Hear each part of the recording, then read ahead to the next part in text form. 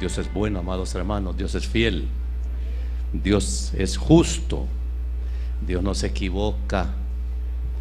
Cuando Dios permite tribulación, dolor a nuestra vida, no es que el Señor quiera que nosotros suframos innecesariamente. Lo que Dios quiere es corregirnos.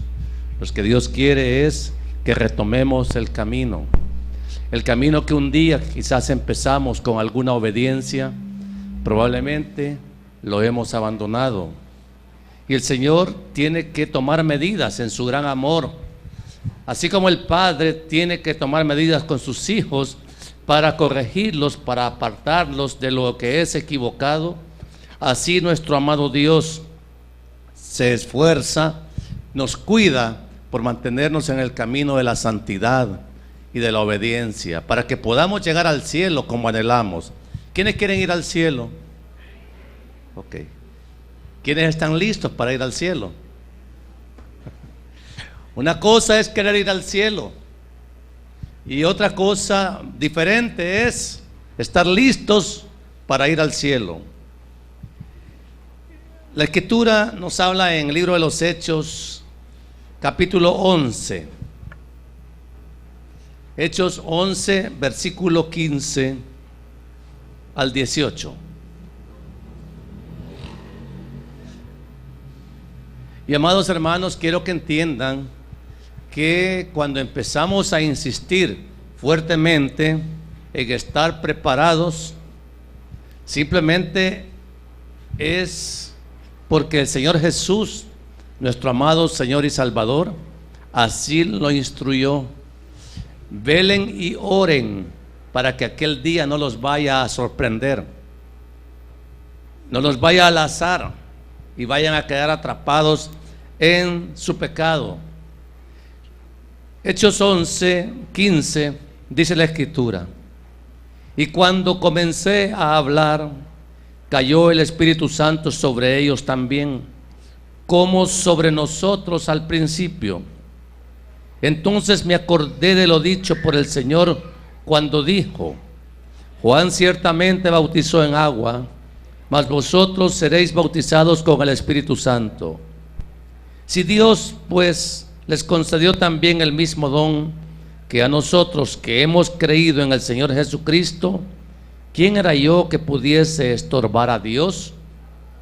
Entonces, oídas estas cosas, callaron y glorificaron a Dios diciendo: de manera que también a los gentiles ha dado Dios arrepentimiento para vida. Oremos, amados. Poderoso y santo Dios, reconocemos, mi Dios, que solamente en ti hay palabras de vida eterna, y nosotros no queremos olvidarnos, mi Dios, del propósito eterno para cada pecador sobre la tierra. De verdad, alcanzar la vida eterna como meta, no solo como anhelo, no solo como un sueño, sino como un testimonio que finalmente tus hijos e hijas obedientes lleguemos a ver. Tenemos que preparar a la iglesia para evangelizar con eficacia, mi Señor, presentando el pecado como el mal que hay que confrontar, de tal manera, mi Dios, que aún los pecadores más, Señor,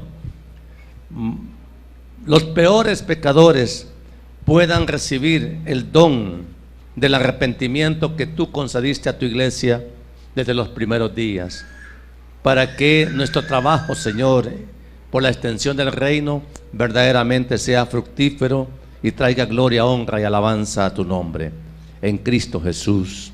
Amén y amén. Pueden tomar asiento, amados hermanos.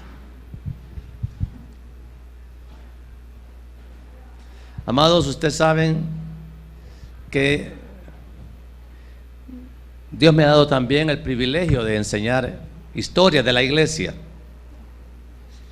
Y la historia de la iglesia es un periodo de 2000 años que comienza desde la cruz del Calvario y termina hasta el presente. Son 2000 15 años que llevamos de historia de la iglesia. Y en todo ese periodo Dios siempre ha mostrado interés en la salvación de los pecadores. La realidad es que el trabajo de la iglesia es procurar la salvación de todos los pecadores en el mundo, quien quiera que sea, e independiente del pecado que cada pecador cometa. El anhelo del corazón de Dios es la salvación, la vida eterna para todos aquellos que pecamos de una u otra manera. Pero no toda la gente quiere entender que es pecadora, que somos pecadores. Y para hacer entender al hombre pecador que su pecado es algo muy grave delante de Dios, Dios ha tenido que enviar algunas veces graves desastres, graves epidemias, horribles epidemias. Y quiero contarles una que ocurrió en Europa allá a mediados del siglo XIV, 1350. Esta epidemia se llamó la peste negra. No sé cuántos de ustedes han oído de la peste negra. La peste negra fue una epidemia espantosa que azotó a Europa alrededor de esos años. ¿Y qué fue lo que la hizo tan devastadora? ¿Qué fue lo que la hizo tan grave? Lo que la hizo grave es que mató a la tercera parte de la población de Europa en aquel tiempo. Significa que de una familia de 3, uno moría. Y en una ciudad de 100,000 habitantes morían 30,000. Significa que si esa peste nos azotara aquí en San Vicente hoy, morirían 15, 20,000 habitantes. O sea, no es poco, no es poco. Pero la gente se preguntaba ¿por qué? En ese tiempo, mis amados hermanos, la religión dominante era el papado romano, la religión católica. Y le preguntaban a los papas, a los obispos, a los curas, que qué estaba pasando, qué habían hecho. Pero la gravedad de la epidemia era tal que a hacerle la pregunta al cura iban cuando se daban cuenta que el cura también había muerto por causa de la epidemia. Y no había una explicación razonable, porque la medicina en ese tiempo no estaba tan adelantada como parece estar hoy. El asunto es que era una enfermedad letal, rápida. La persona quizás amanecía normal, tranquila, bien. A las 7 de la mañana empezaba con ligeras calenturas y rápidamente la calentura subía y en cuestión de 2 o 3 horas la persona moría. Entonces no había mucho tiempo para darle atención. Aquel que tenía ya una calenturita sabía que la muerte ya estaba cerca. Porque, amados, hubo ciudades que desaparecieron por completo. Hay una ciudad de Italia al norte que se llama Florencia, que prácticamente quedó sin habitantes porque todos murieron por causa de esa epidemia. O sea, había lugares donde la epidemia azotaba con más fuerza, en otros menos. Y en aquellos lugares que estaban un poco distantes de los focos de contaminación, siempre aparece gente que dice: mire, yo les vendo una medicina que va a evitarles que sean contagiados. Pero, amados hermanos, pasaba que ninguna medicina funcionaba. Pero aunque la gente sabía pues que era difícil escapar de eso, alguna medida había que tomar. Y cuando llegaba, por ejemplo, un vendedor de medicinas y le decían a la persona: mire, tómese esta medicina para que no le vaya a pasar nada, la gente decía: bueno, ¿y para qué me la voy a tomar si yo me siento bien? Bueno, dice, y algunos se enojaban: mire, no me estoy ofreciendo si a mí no me va a pasar nada. Y creían que como estaba lejos la fuente de la enfermedad, nunca los iba a tocar. Pero amados, la enfermedad entró allá por el lado de Rusia y rápidamente empezó a hundir Europa y llegó hasta España y mató en Sevilla a cientos de miles de personas. Hermanos, ¿qué le quiero decir con todo esto? Nadie se quiere tomar una medicina cuando piensa que no está enfermo o piensa que nunca le va a llegar la enfermedad. Vea que no. Es más, si yo vengo acá y le traigo un bote de pastillas y le digo, tómeselas, yo, ¿para qué me las voy a tomar? Si yo no estoy enfermo, no las necesito. Y amados, lo que quiero decirles es que hay enfermedades que tarde o temprano van a llegar, pero hay una enfermedad que la tiene toda la humanidad. Y cuando hablo de toda la humanidad es absolutamente toda. Esa enfermedad se llama pecado. Esa enfermedad se llama pecado. Y esa enfermedad necesita enfrentarse con toda la seriedad que la gravedad de esa enfermedad tiene. Porque, amado hermano, si usted no reconoce que el pecado es una enfermedad de muerte, entonces no va a querer tomarse la medicina. Y en este sentido quiero enseñarle a la iglesia esta tarde que preparando nuestro plan de evangelismo de iglesia, nosotros no queremos ser mentirosos al evangelizar. Nosotros no queremos llegar donde el pecador, porque oiga bien, le voy a contar la historia que nos pasa. Supóngase que a mí me hacen muchos reclamos, no solamente gente de aquí, sino que de San Salvador, acerca del lugar que tenemos enfrente. Y me dice, ¿y cuándo van a orar para que quiten eso de ahí? ¿Y por qué no les van a hablar? Y en verdad, amados, sí, ya lo hemos hecho. Sabemos que lo hemos hecho. Hemos hablado con el dueño. El dueño ya sabe que eso que está haciendo es pecado. Y es más, aún algunas veces me ha dicho que él se cree cristiano. Sí, así dice, no, pero sí, tengo esto, me dice, pero esto pues es negocio, esto no lo toma él como algo grave. Pero ¿saben qué? El problema espiritualmente es grave, gravísimo, es una enfermedad de muerte. Y cuando nosotros llegamos y le decimos, mire, la solución para su problema se llama Jesucristo. Si él no reconoce que tiene un problema delante de Dios, Jesucristo no le va a hacer ninguna cosquilla a su alma.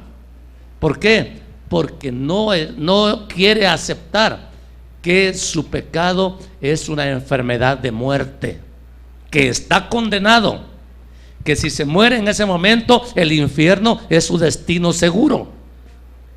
Y amados hermanos, pero no solo para ese hombre el infierno es un destino seguro, sino para todo aquel ser humano que no quiera reconocer que el pecado es una enfermedad que lo va a terminar matando.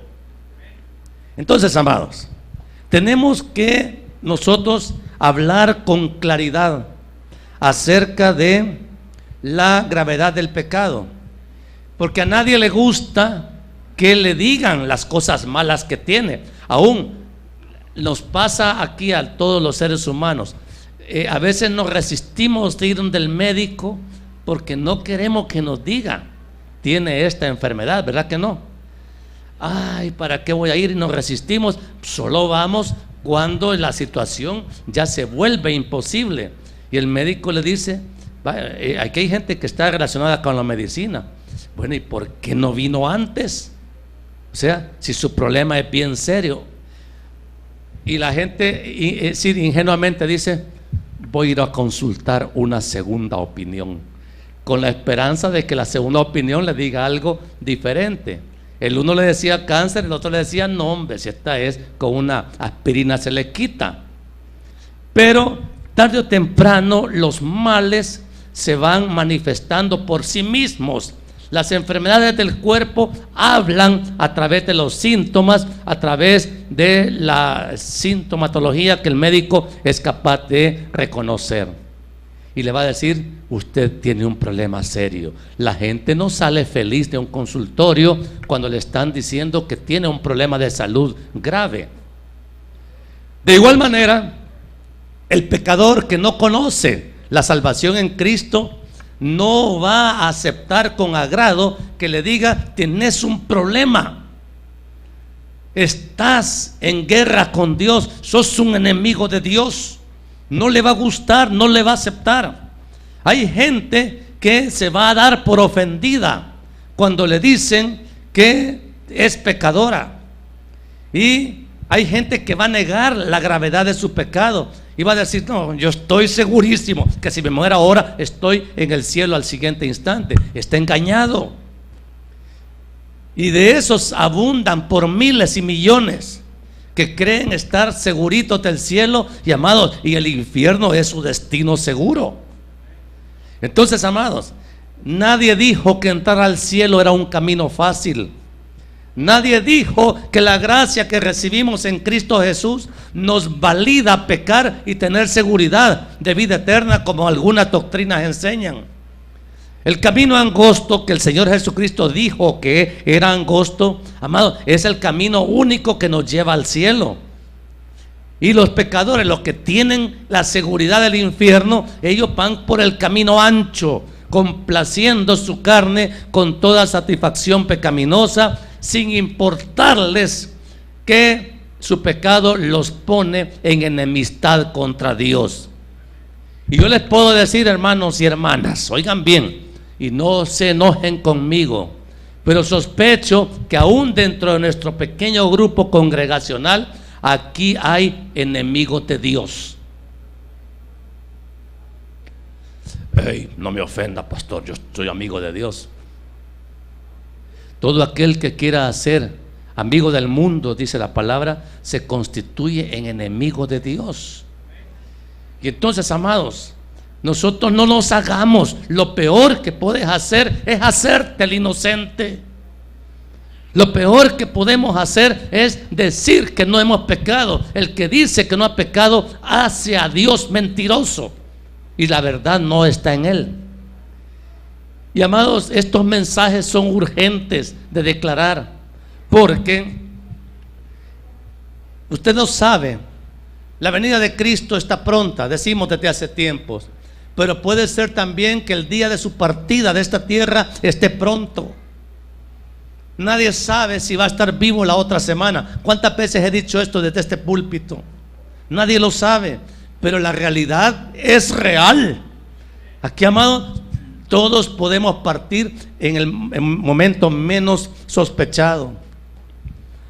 Hoy en la madrugada, mi hija allá en Santiago de María me habla: no ha temblado ahí, estábamos dormidos y esta sacudida es tremenda. Entonces, allá en Alegría ha temblado y bien fuerte, y estaban dormidos. ¿Quién va a esperar que se le venga un deslave? Porque allá se vive en montaña, y entonces un deslave los sepulta a todos. Una casa le puede caer, cualquier cosa que le caiga en la cabeza lo puede matar, y usted está dormido. Y cuando se durmió, estaba a cuentas con Dios, estaba preparado para partir. Y la gente parece ahora, aún en las iglesias, tomar con ligereza el preparativo que hay que tener día a día, momento a momento, para estar seguros de que vamos a la vida eterna. Todo el mundo quiere cielo, todo el mundo quiere vida eterna, todo el mundo dice amar a Dios, todo el mundo dice que vive en santidad. Y amados, nuestra condición espiritual hoy está más pobre que nunca, y estamos la mayoría muy lejos de estar preparados para entrar al cielo con Dios. Esa es la realidad, hermanos. Y estas realidades ya no es tiempo que las callemos. Si yo le digo a usted, mire, yo a usted lo quiero mucho, yo quisiera que se fuera al cielo, pero mi deber como pastor es decirle: no está lista, hay que prepararse. El hecho de que no esté preparado no quiere decir, bueno, esa es una buena noticia, que le diga a uno: no estoy preparado, porque así yo mismo tomo el desafío de prepararme, de asegurarme de que si me toca irme, voy al cielo y no a cocinarme eternamente en el infierno. El infierno está lleno de muchos bien intencionados que creyeron estar preparados para ir al cielo. Y el engaño religioso, amados, los dominó, los venció y finalmente vivieron como quisieron, no vivieron como Dios dice. El que ama a Dios, el que teme a Dios, hace la voluntad de Dios. Entonces, no todo el que me diga Señor, Señor, entrará conmigo al reino de los cielos, sino el que hace la voluntad de mi Padre. Son leyes fundamentales, hermanos, pero que nos estamos resistiendo a prepararnos. Así como aquellos en la época de la Edad Media no querían aceptar las medicinas disponibles en aquel tiempo para prepararse cuando llegara la enfermedad de muerte, y como no se prepararon, llegó la enfermedad y los mató.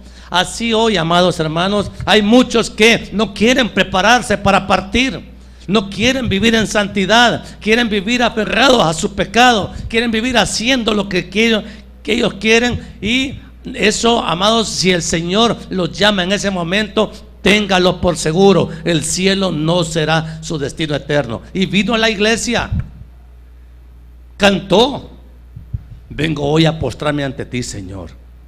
Y tan lindo ese corito que me encanta: temprano yo te buscaré. ¿A quién no le anima a eso? Pero oír el corito y cantar el corito no te va a salvar. Lo que lo salva a uno es la obediencia a la palabra de Dios. Y, amado, y aquel que sabe que está desobedeciendo a Dios y la muerte lo sorprende, mire, no diga el pastor no me dijo. Nunca nos hablaron del pecado, nunca nos hablaron del infierno, nunca nos hablaron de que había que prepararse. En esta iglesia sí se les habla de eso. Y, amados hermanos, este es el mensaje que a pocos pastores les gusta ya predicar, porque este mensaje tiene una desventaja: no es rentable. Este mensaje no genera dinero, porque a la gente no le gusta. Al tiempo vengo y me regañan, dice la gente. Pero es necesario que se le diga la verdad. Aquí le decimos la verdad. Esto no es una misa, hermano. Esto no es, aquí no vamos a darle palabra de consolación. El mejor consuelo que le podemos dar es decirle, hermano, qué bueno que se arrepintió y está buscando la vida de santidad, de pureza y obediencia, que insistimos tanto en que se viva en cada uno de ustedes, para que si le toca, porque tarde o temprano nos va a tocar. Sabemos a dónde vamos, no tememos, porque estamos haciendo la voluntad de Dios. El punto es este, amado: si al pecador no se le confronta con su pecado, él no va a ver la necesidad de tener a Cristo. Él va a decir: ¿para qué me voy a cambiar de religión? Le va a decir: si yo así como estoy bien en mi pecado, en mis deleites, en mis negocios. Pero cuando el pecador realmente se le confronta con su pecado, mire, hermana, ese hombre con el que vive tiene una relación pecaminosa, porque usted no está casada con él y usted tiene hijos con él que son hijos de pecado. No me ofenda, pastor. ¿Qué dice la Biblia? Pues no es lo que yo digo, es lo que dice la palabra. Y entonces hay que santificar la vida, hay que arrepentirse de esa ofensa que le hemos hecho a Dios y enderezar camino. Yo voy a ir al culto el domingo y yo voy a levantar las manos y voy a bailar y voy a seguir pecando. Ok, usted eligió infierno. Usted eligió infierno. No es Dios el que quiere que usted llegue al infierno. Uno elige dónde quiere irse. El que hace la voluntad de Dios va al cielo, y el que no la hace, ¿a dónde va? ¿A dónde va? Ok. Entonces, amados, el asunto es que nosotros mismos primeramente estemos convencidos de nuestra condición pecaminosa. Uno lucha contra el pecado, pero uno sabe que el pecado, hace un par de semanas predicamos el pecado que mora en mí. Usted aquí anda el pecado, yo también. Entonces ese pecado es un estorbo para mi buena comunión con Dios, porque el pecado en mí, ¿qué trabajo hace? Me hace pecador. Y yo tengo que estar consciente de eso. ¿Quién ¿Cómo llevo entonces yo al pecador a una convicción de pecado? Realmente será libre de condenación el que no reconoce su propio pecado. Será libre de condenación el que no acepta que está pecando. No, amado, no va a ser libre, se va a condenar. Entonces, la Biblia nos habla en el Evangelio de Juan acerca de la obra del Espíritu Santo. Dijo el Señor Jesucristo: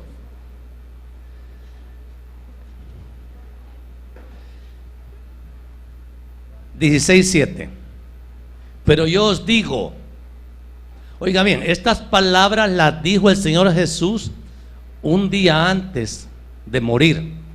Estas palabras las dijo el Señor Jesús cuando Él iba ya a Getsemaní. Estas palabras las dijo como el último mensaje acerca de lo que más nos convenía. Les conviene que yo me vaya. Es difícil para un creyente aceptar que nos conviene que Jesús se vaya, porque el Señor dijo: porque si no me fuera, el Consolador no vendría a vosotros, mas si me fuere, os lo enviaré. Y cuando Él venga, oiga bien, convencerá al mundo de pecado, de justicia y de juicio. ¿Por qué los convence de pecado? Por cuanto no creen en mí. Y nos vamos a quedar solo en la convicción de pecado, porque convicción de juicio y de justicia son otros temas que vamos a tratar en otra oportunidad. Pero ahora vamos a tratar acerca de lo que es convencimiento de pecado. Esa obra no la hace un hombre, no la hace un predicador.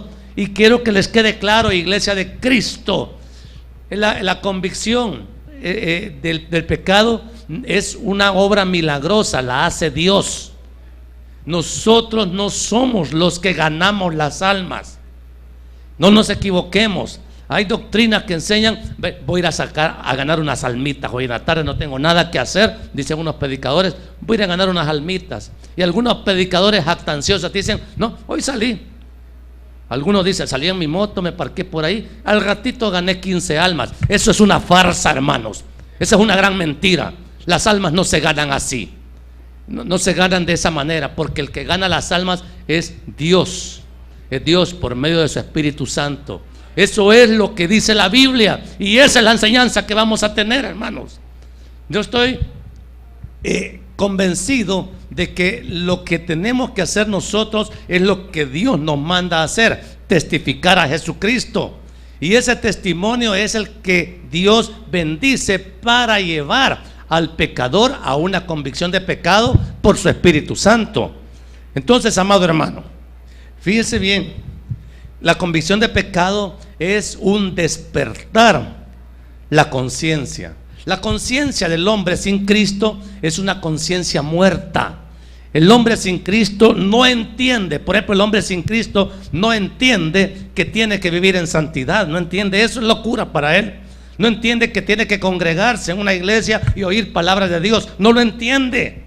Y no viene y no siente nada. ¿Por qué? Porque tiene la conciencia muerta. Está muerto, dice la palabra, en sus delitos y pecados, y no siente nada. Comete un pecado, no siente nada. ¿Por qué? Porque tiene la conciencia muerta.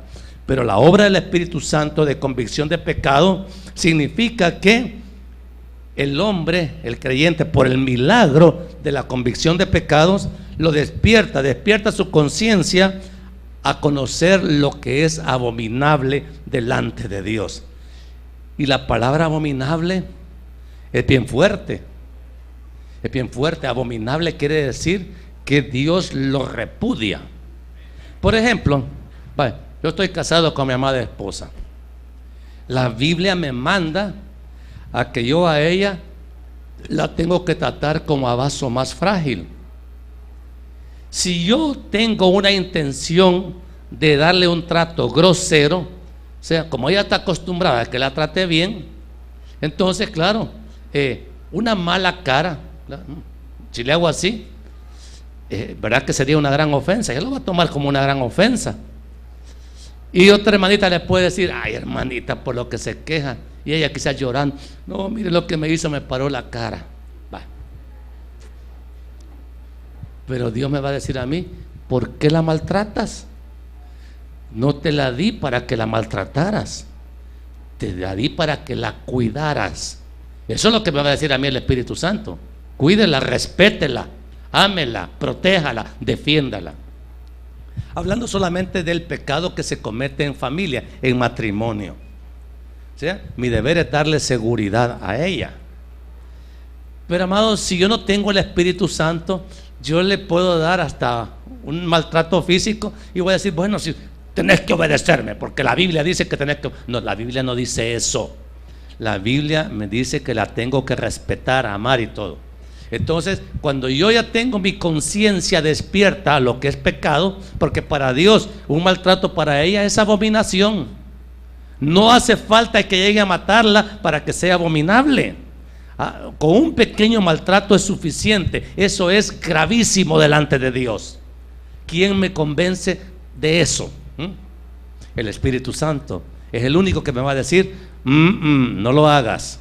Porque mire, el Señor es tan primoroso que a veces uno ya va con toda la intención y le dice, ¿a dónde vas?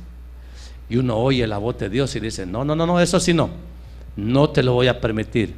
Y si uno es sensible a la voz de Dios, dice, no, está bien, Señor, haré tu voluntad.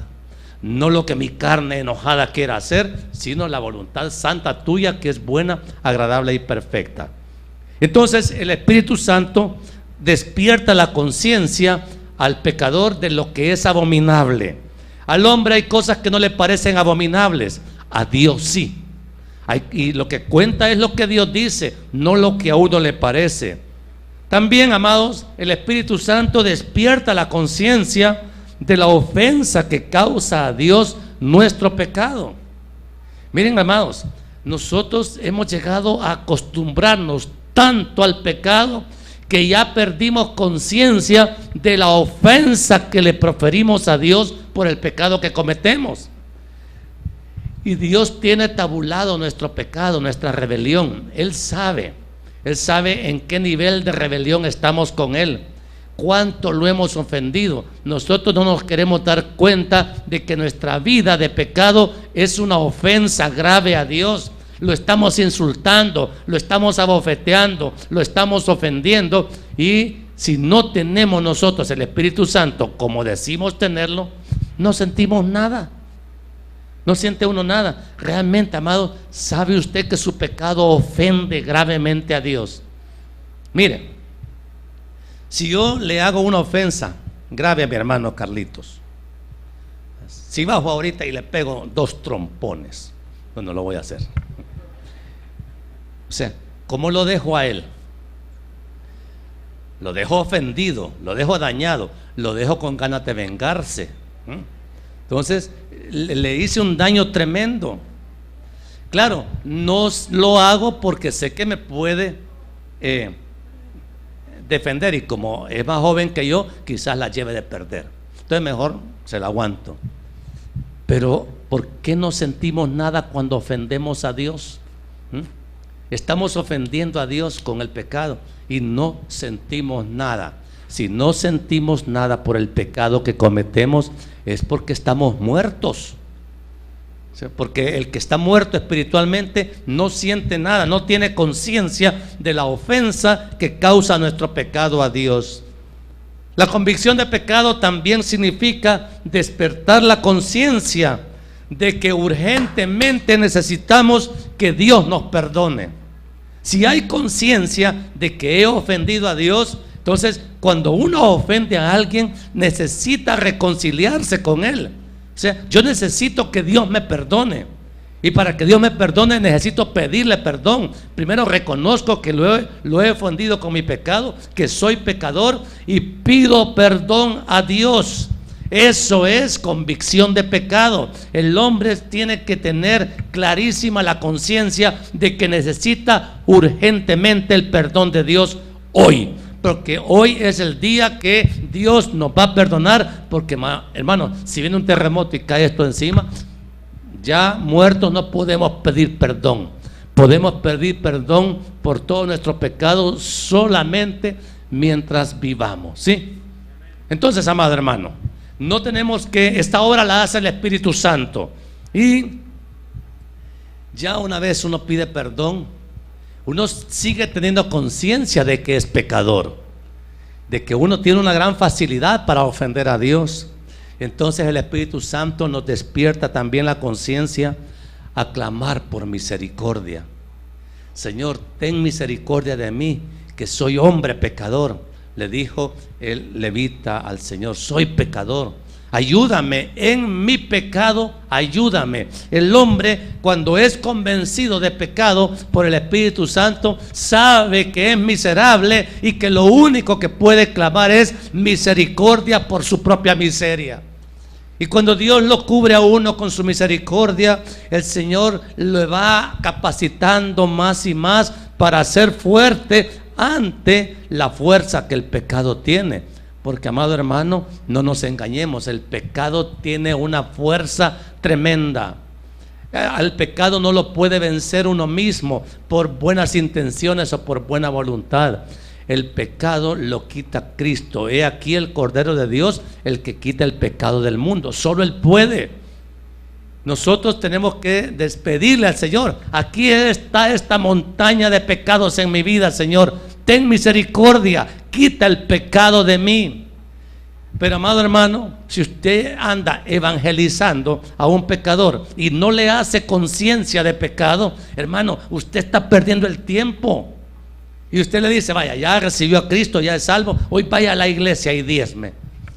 Amado, si esto no es una obra mercantil, esta es una obra de santidad espiritual, donde el pecador tiene que tener conciencia de que es pecador, conciencia de que el infierno está encendido ya, preparado para recibir a aquellos pecadores que no quisieron arrepentirse, que no quisieron ser convencidos de pecado por el Espíritu Santo. La obra del Espíritu Santo esa es despertarnos a la conciencia. Híjole, que mi realidad ante Dios es grave, es gravísima. Yo tengo que ponerme a cuentas con Dios.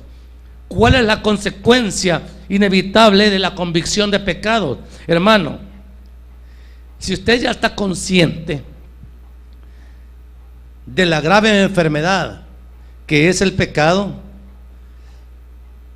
Dios mismo es el que concede al pecador el arrepentimiento. Una vez se le detecta al pecador la enfermedad, le dice: usted venga, es pecador. Entonces ahora hay que llevarlo al siguiente paso, que es el arrepentimiento. Y, amado, sin arrepentimiento no va a haber perdón de pecados. ¿Entiende usted eso? El arrepentimiento es fundamental, porque si no hay arrepentimiento es porque no hay convicción de pecado. Si el pecador no está consciente de su horrible condición delante de Dios, no va a haber la necesidad de arrepentirse.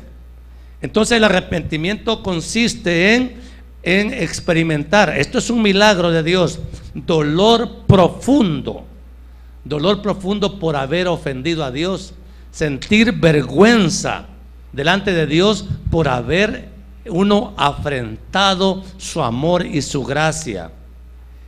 Esto no basta con decir: me arrepiento. Además, está bueno si me arrepiento por mis pecados.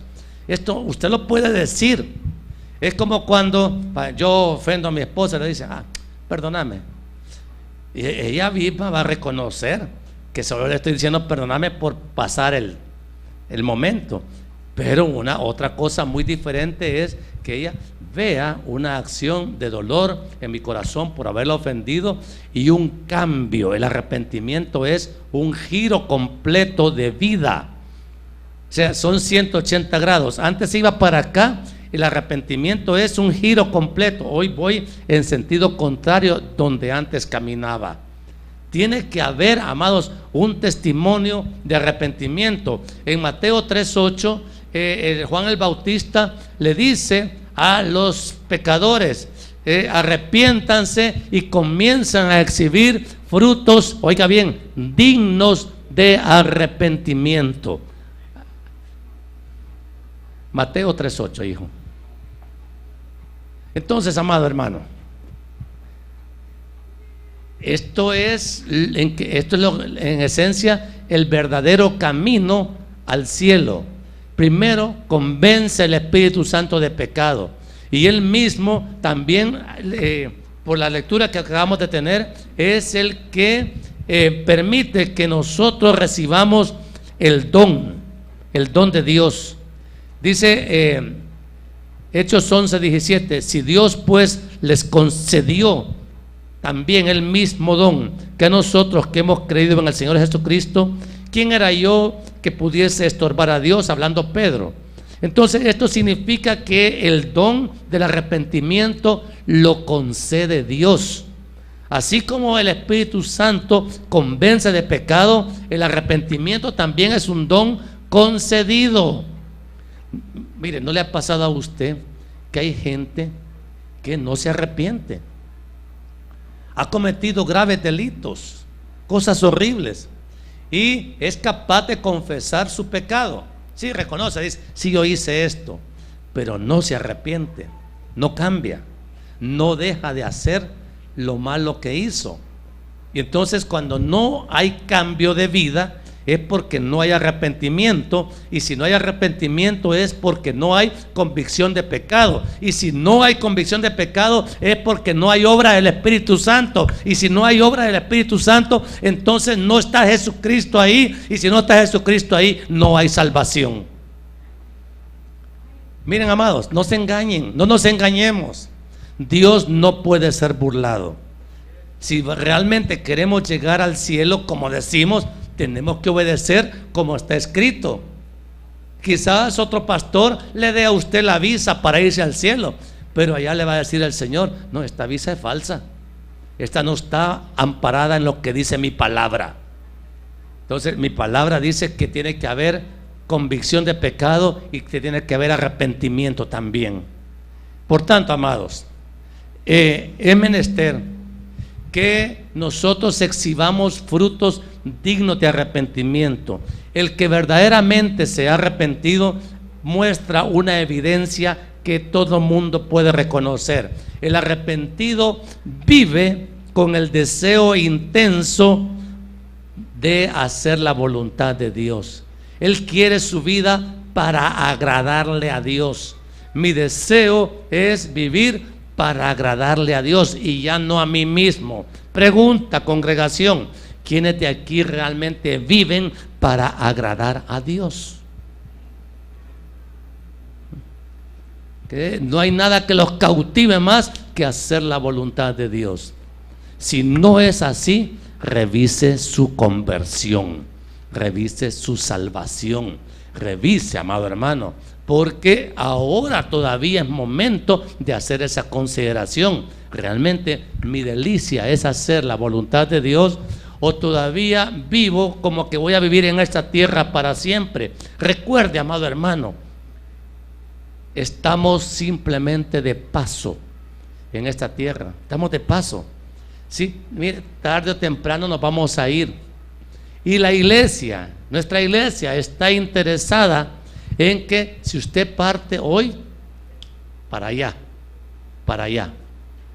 pero qué triste es que le diga: Dios, que le vaya bien. No, ahí no le va a ir bien, ¿verdad que no? Entonces, amado, solo hay dos destinos: cielo, y el otro, ¿cuál es?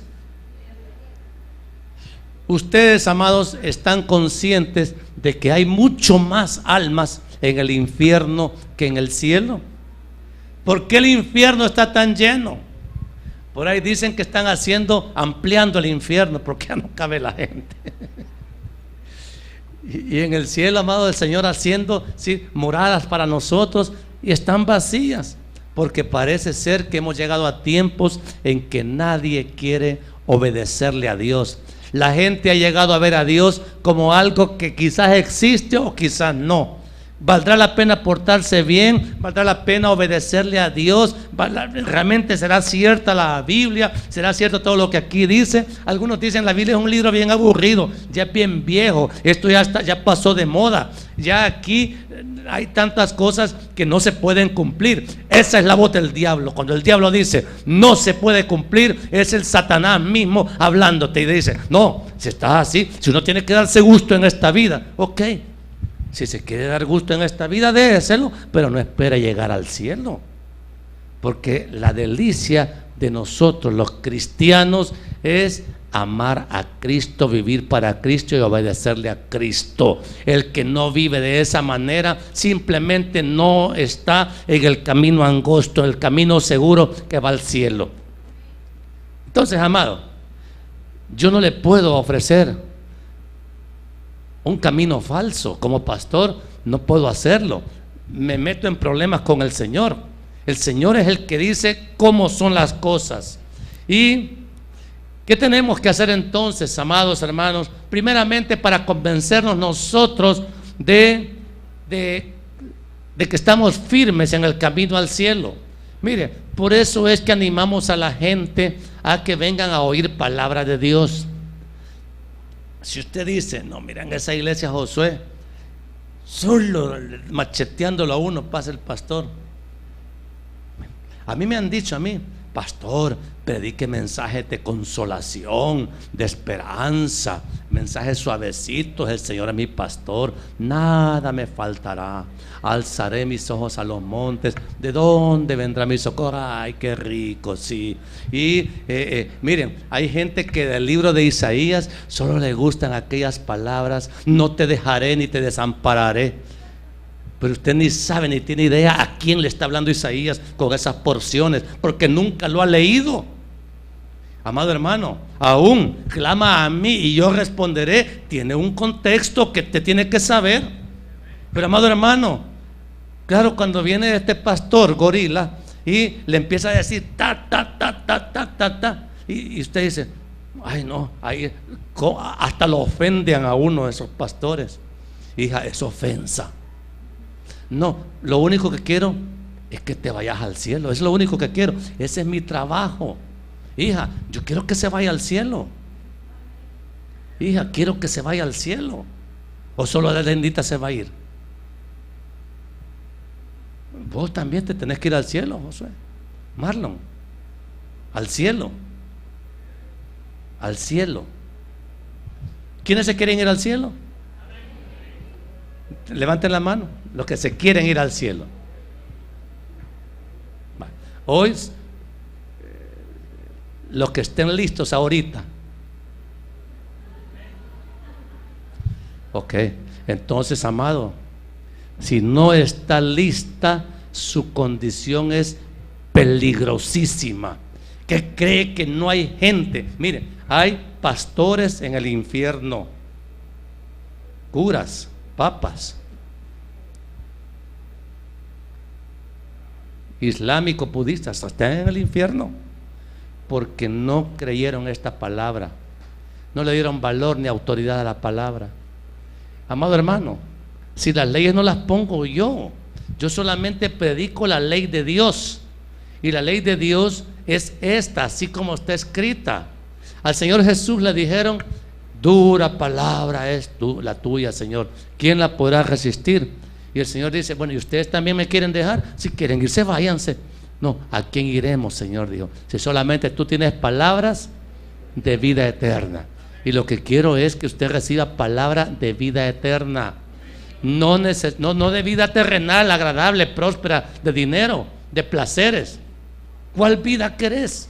¿La vida de esta donde te ofrece toda clase de pecados y placeres, o la vida eterna, que es la vida difícil, porque hay que negarse a uno mismo, tomar la cruz cada día y seguir a Cristo? Entonces, ¿me estoy inventando la ley?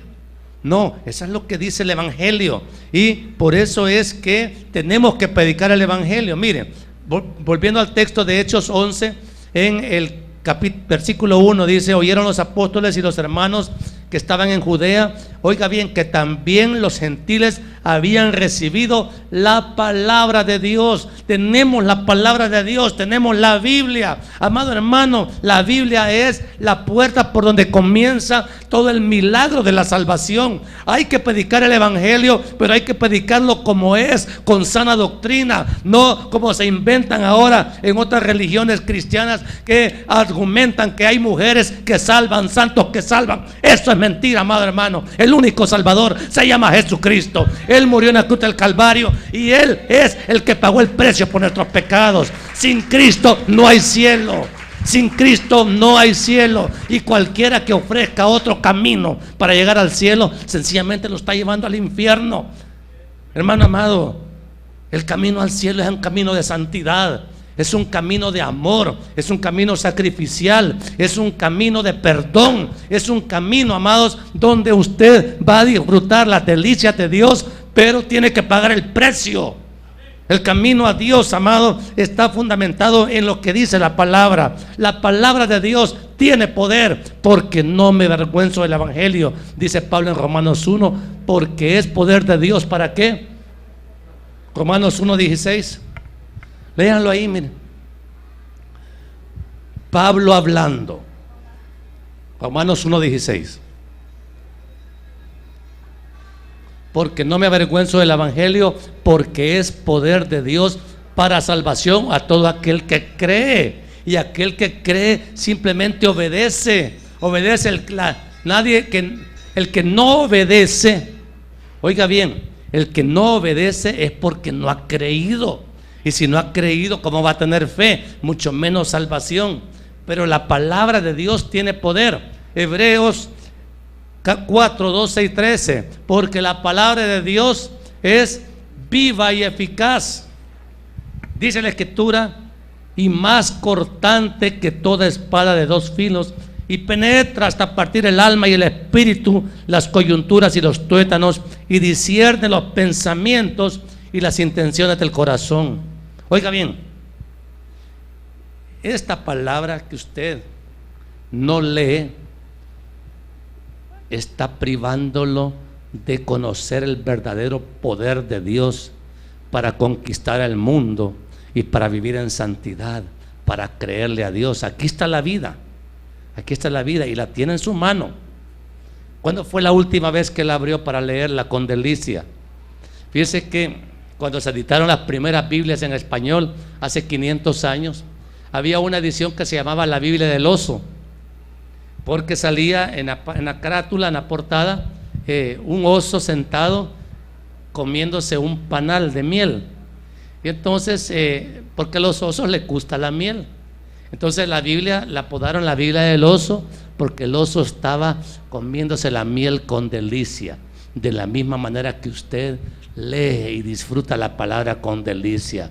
Usted es de los que prefiere la Biblia a la televisión. Usted es lo que prefiere realmente estar en oración, comunión con Dios, que en vez de estar dándole satisfacción a los placeres de la carne. Amado hermano, el cristianismo verdadero es algo muy diferente a lo que nosotros estamos viviendo. ¿Quiere ir al cielo todavía? ¿Está dispuesto a pagar el precio? Porque, amado, ¿cómo vamos a ir a conquistar el mundo nosotros para Cristo, que es nuestro lema de iglesia, si estamos tan enclenques, si ni nosotros mismos entendemos verdaderamente lo que es la salvación? ¿Cómo van a ir no salvos a conquistar el mundo para Cristo? ¿Cómo vamos a ir a salir a conquistar el mundo para Cristo si ni siquiera nosotros estamos seguros de estar listos hoy para ir con el Señor?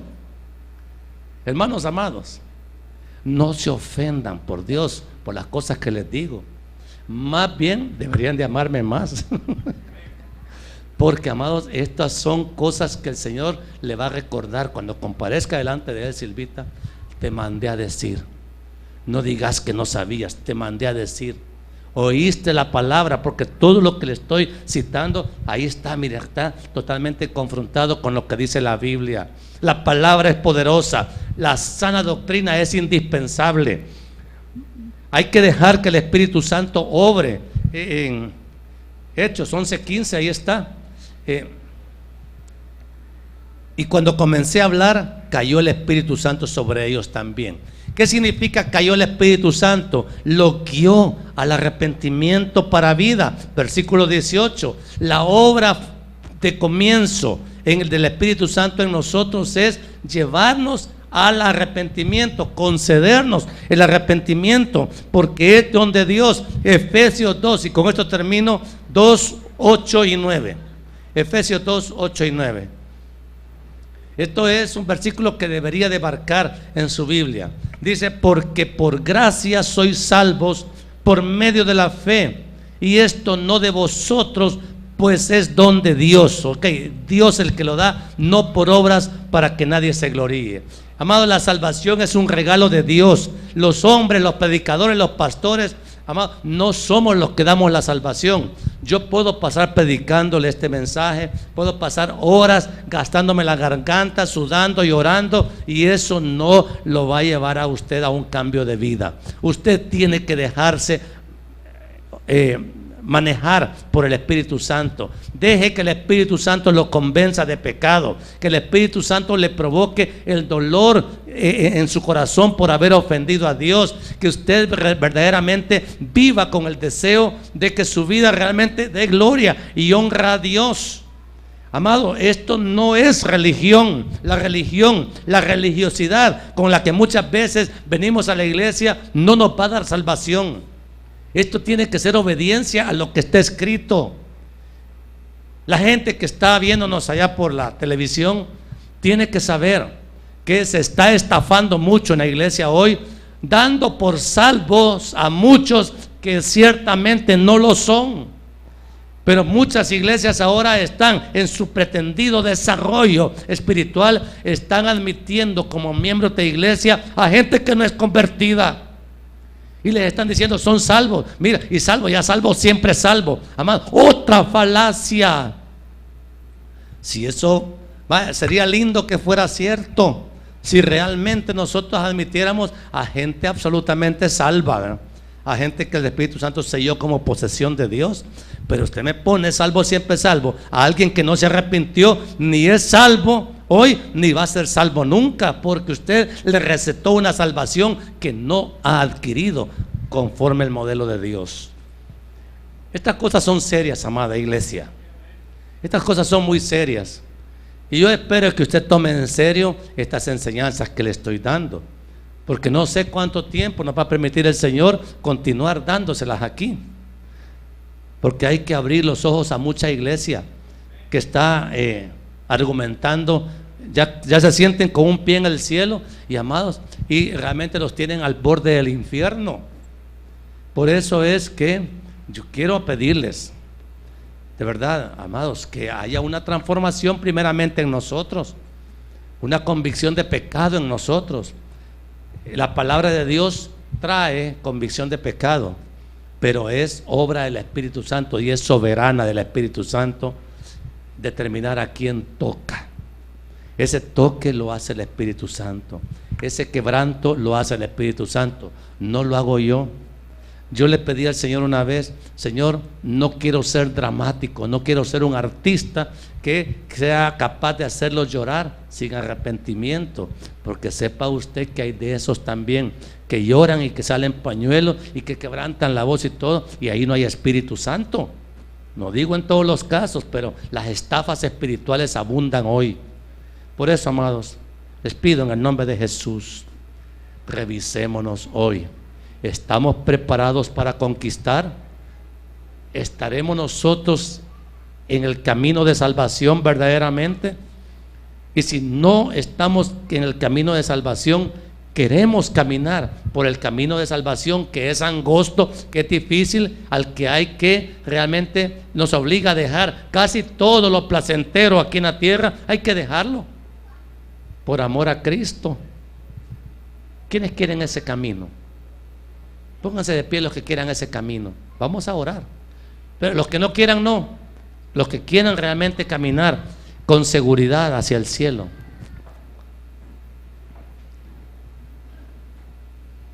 Hermanos, ¿están seguros que eso quieren? ¿Saben que no es fácil? ¿Quiénes entienden que no es fácil? ¿Ah? Más bien que es difícil porque hay que matar la carne. En el camino angosto la carne está condenada a muerte antes que el Señor la mate. Vivir en santidad, en pureza de vida, en libertad de pensamientos para adorar a Dios. Ese camino, amados, es el mejor camino. Es difícil, pero es un camino de bendición donde ustedes van a ver la abundancia de Dios. ¿Quiere conocer los ríos de agua viva? En el camino angosto se ven. ¿Quiere ver señales, prodigios y milagros? En el camino angosto se ven. Pero vamos a orar. Mire, la oración va a ser una declaratoria de muerte para la carne. Los que somos de Cristo hemos crucificado la carne con sus pasiones y deseos. Eso dice la Escritura. Y vamos a sentenciar a muerte esta carne que nos hace pecar tanto. Si todavía quiere orar por eso, manténgase de pie. ¿Está seguro que eso quiere? ¿Está seguro que eso quiere? Levante la mano si lo quiere de verdad. Quiero verlos.